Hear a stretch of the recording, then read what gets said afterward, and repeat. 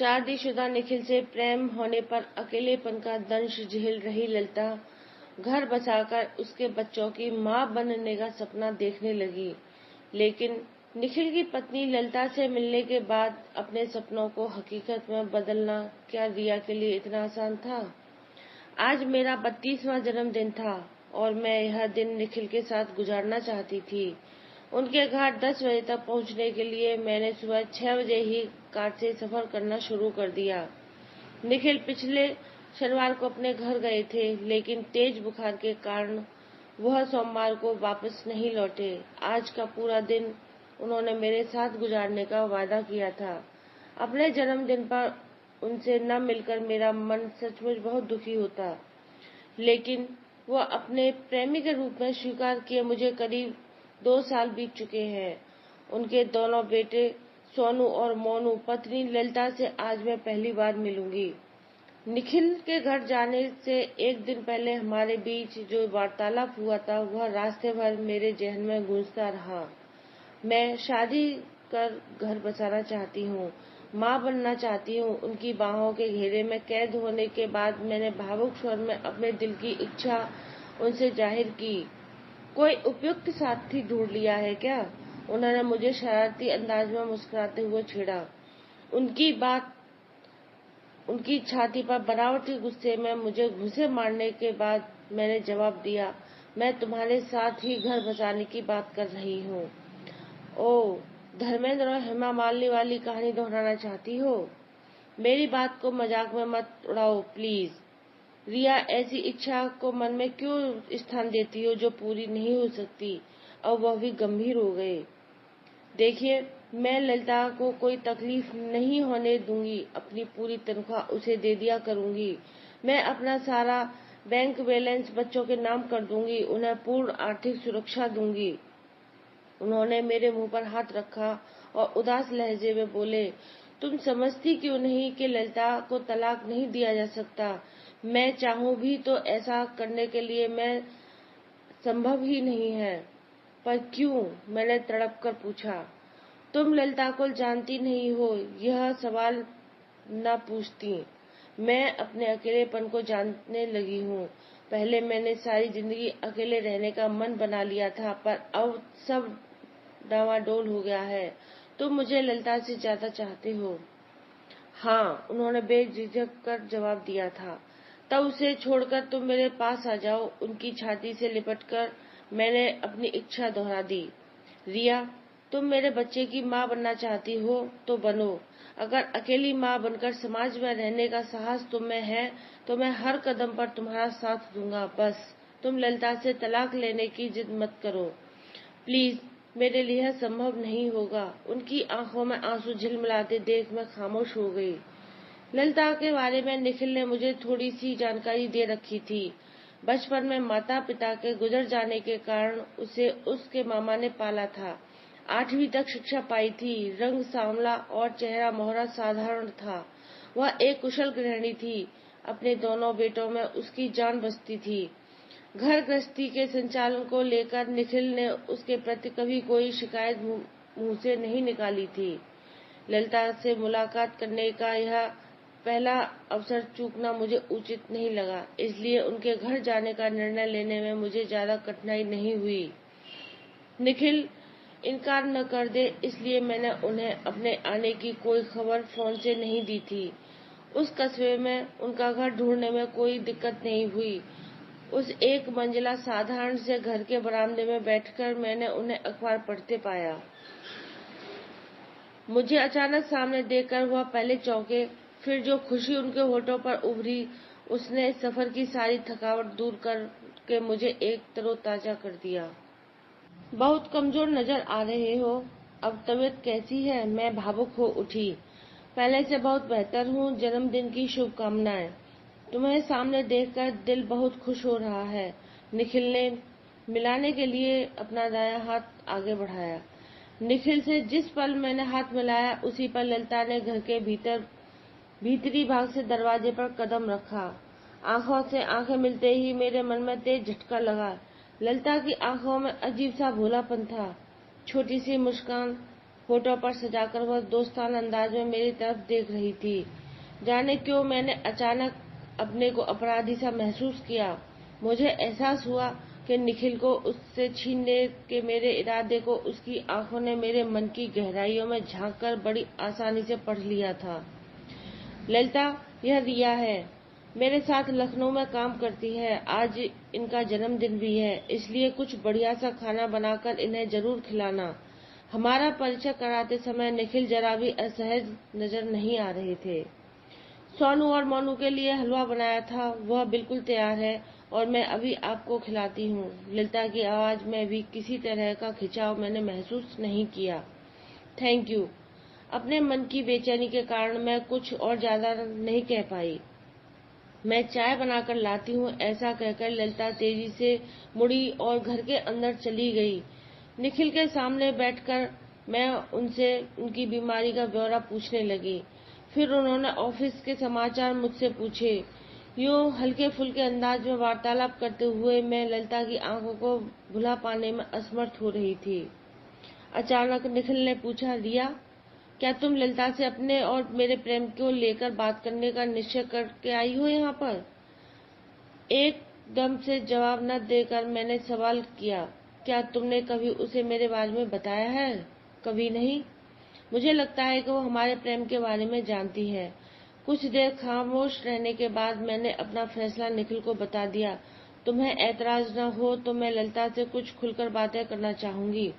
आगे की जिंदगी तुमसे दूर रहकर गुजारने को अब मेरा दिल तैयार नहीं है। मैं इस मामले में कुछ नहीं कहूंगा। अब तुम हाथ मुंह धोकर फ्रेश हो जाओ, ललिता चाय लाती ही होगी। निखिल के पुकारने पर सोनू और मोनू दोनों भागते हुए बाहर आए। दोनों बच्चे मुझे स्मार्ट और शरारती लगे। मैं उनसे उनकी पढ़ाई व शौकों के बारे में बातें करते हुए उनके घर के भीतर चली गई। घर बहुत करीने से सजा हुआ था। ललिता के सुगण गृहिणी होने की छाप हर तरफ नजर आ रही थी। मेरे मन में उथल पुथल न चल रही होती तो ललिता के प्रति मैं ज्यादा सहज व मैत्रीपूर्ण व्यवहार करती। वह मेरे साथ बड़े अपनेपन से पेश आ रही थी। उसने मेरी देखभाल और खातिर में जरा भी कमी नहीं की। उसकी बातचीत का बड़ा भाग सोनू और मोनू से जुड़ा हुआ था। उनकी शरारतों, खूबियों और कमियों की चर्चा करते हुए उसकी जबान जरा नहीं थकी थी। वे दोनों बातचीत का विषय होते तो उसका चेहरा खुशी और उत्साह से दमकने लगता। हलवा बहुत स्वादिष्ट बना था। साथ साथ चाय पीने के बाद ललिता दोपहर के खाने की तैयारी करने रसोई में चली गई।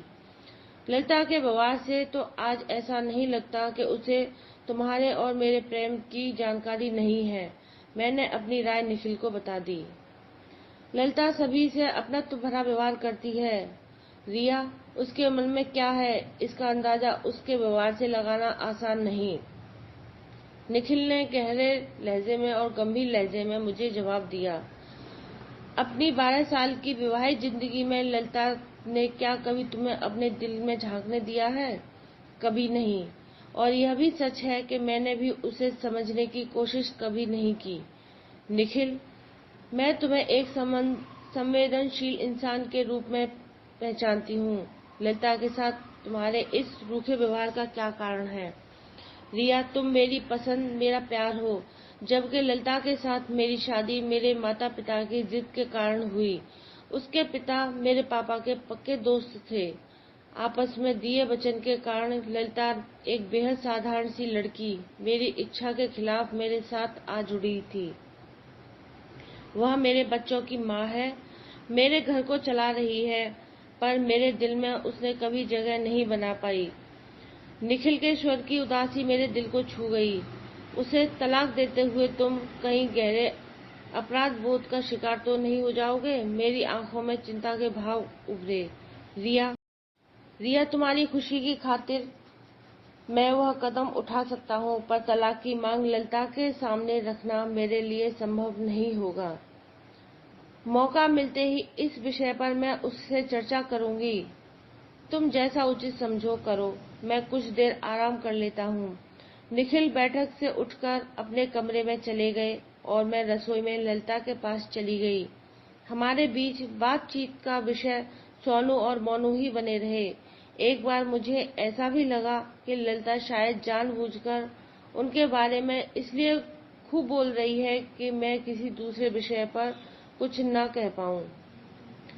घर और बाहर दोनों की तरह टेंशन से निपटना मुझे अच्छी तरह से आता है। अगर मुझे देखकर ललिता तनाव, नाराजगी, गुस्से या डर का शिकार बनी होती तो मुझे उससे मनचाहा वार्तालाप करने में कोई असुविधा न महसूस होती, लेकिन उस साधारण सा व्यक्तित्व, उसकी बड़ी बड़ी आंखों का भोलापन, अपने बच्चों की देखभाल व गृहस्थी की जिम्मेदारियों के प्रति उसका समर्पण मेरे रास्ते की रुकावट बन जाते।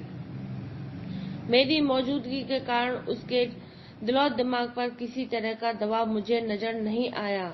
हमारे बीच हो रहे वार्तालाप की बागडोर अधिकतर उसी के हाथों में रही। जो शब्द उसकी जिंदगी में भारी उथल पुथल मचा सकते थे, वो मेरी जबान तक आकर लौट जाते। दोपहर का खाना ललिता ने बहुत ही अच्छा बनाया था, पर मैंने बड़े अनमने भाव से थोड़ा सा खाया। निखिल मेरे हाव भाव को नोट कर रहे थे, पर मुंह से कुछ नहीं बोले। अपने बेटों का प्यार से खाना खिलाने में व्यस्त ललिता दोनों के दिल में मची हलचल से शायद पूरी तरह अनजान थी। कुछ देर आराम करने के बाद हम सब पास के पार्क में घूमने पहुंच गए। सोनू और मोनू झूलों में झूलने लगे। निखिल एक बेंच पर लेटे और धूप का आनंद आंखें मूंद कर लेने लगे। आइए हम दोनों पार्क में घूमें, आपस में खुलकर बात करने का इससे बढ़िया मौका शायद न मिले। ललिता के मुंह से निकले इन शब्दों को सुनकर मैं मन ही मन चौंक पड़ी। उसकी भोली सी आंखों में झांककर अपने को उलझन का शिकार बनने से मैंने खुद को इस बार बचाया और गंभीर लहजे में बोली, ललिता, मैं सचमुच तुमसे कुछ जरूरी बातें खुलकर करने के लिए ही यहाँ पर आई हूँ। आपकी ऐसी इच्छा का अंदाजा मुझे हो चुका है। एक उदास सी मुस्कान उसके होठों पर उभरकर लुप्त हो गई। क्या तुम जानती हो कि मैं निखिल से बहुत प्रेम करती हूँ? प्रेम को आंखों में पढ़ लेना ज्यादा कठिन काम नहीं है रिया जी। तुम मुझसे नाराज मत होना, क्योंकि मैं अपने दिल के हाथों मजबूर हूँ। मैं आपसे नाराज नहीं हूँ। सच तो यह है कि मैंने इस बारे में सोच विचार किया ही नहीं है। मैं तो एक ही बात पूछना चाहूंगी। ललिता ने इतना कहकर अपनी भोली आंखें मेरे चेहरे पर जमा दी तो मैं मन में बेचैन महसूस होने लगी। पूछो, मैंने दबी सी आवाज में उससे कहा। वह 14 से 12 दिन आपके साथ रहते हैं, फिर भी आप खुश और संतुष्ट क्यों नहीं हैं? मेरे हिस्से में तो सिर्फ 2 दिन हैं। 2 दिन छिनकर आपको कौन सा खजाना मिल जाएगा? तुम्हारे 2 दिनों के कारण मैं निखिल के साथ अपना घर नहीं बसा सकती हूँ, अपनी मांग में सिंदूर भी नहीं भर सकती हूँ। मैंने चिड़े लहजे में जवाब दिया। मांग के सिंदूर का महत्व और उसकी ताकत मुझसे ज्यादा कौन समझेगा? उसके होठों पर उभरी व्यंग भरी मुस्कान ने मेरे अपराध बोध को और भी बढ़ा दिया। निखिल सिर्फ मुझसे प्यार करते हैं ललिता। हम तुम्हें कभी आर्थिक परेशानियों का सामना नहीं होने देंगे, पर तुम्हें उन्हें तलाक देना होगा। मैंने कोशिश करके अपनी आवाज मजबूत कर ली। वह क्या कहते हैं तलाक लेने के बारे में? कुछ देर खामोश रहकर ललिता ने मुझसे पूछा। तुम राजी हो तो उन्हें कोई एतराज नहीं है। मुझे तलाक लेने देने की जरूरत महसूस नहीं होती है रिया जी। इस बारे में मैं फैसला भी उन्हीं पर छोड़ती हूँ। वह तलाक चाहेंगे तो तुम शोर तो नहीं मचाओगी? मैं इस सवाल का जवाब देने के लिए ललिता चलते चलते रुक गई। उसने मेरे दोनों हाथ अपने हाथों में लिए। इस पल उससे नजर मिलाना मुझे बड़ा कठिन महसूस हो रहा था। रिया जी, अपने बारे में मैं सिर्फ एक बात आपको इसलिए बताना चाहती हूँ ताकि आप कभी मुझे लेकर भविष्य में परेशान न हो। मेरे कारण कोई दुख या अपराध बोध का शिकार न बने, यह मुझे अच्छा नहीं लगेगा। ललिता, मैं तुम्हारी दुश्मन नहीं हूँ, पर परिस्थितियां ही कुछ ऐसी हैं। उसने मुझे टोककर अपनी बात कहना जारी रखा। अकेलेपन से मेरा रिश्ता अब बहुत पुराना हो गया है। माता पिता का साया जल्दी से मेरे सिर से उठ गया था। मामा जी ने नौकरानी की तरह पाला। जिंदगी में कभी ढंग के संगी साथी नहीं रहे। खराब शक्ल सूरत के कारण पति ने दिल में जगह नहीं दी और अब आप मेरे बच्चों के पिता को उनसे छीन कर ले जाना चाहती हैं। यह तो कुदरत की ही मेहरबान है कि मैंने अकेलेपन में भी सदा खुशियां ढूंढ निकाली। मामा के यहाँ घर के कामों को खूब दिल से किया करती थी। दोस्त नहीं मिले तो मिट्टी के खेल खिलौने और गुड़िया और भेड़ बकरियों को अपना ही साथी बना लिया था। ससुराल में सास ससुर की खूब सेवा कर उनके आशीर्वाद पाती रही। अब सोनू मोनू के साथ में बहुत सुखी और संतुष्ट हूँ।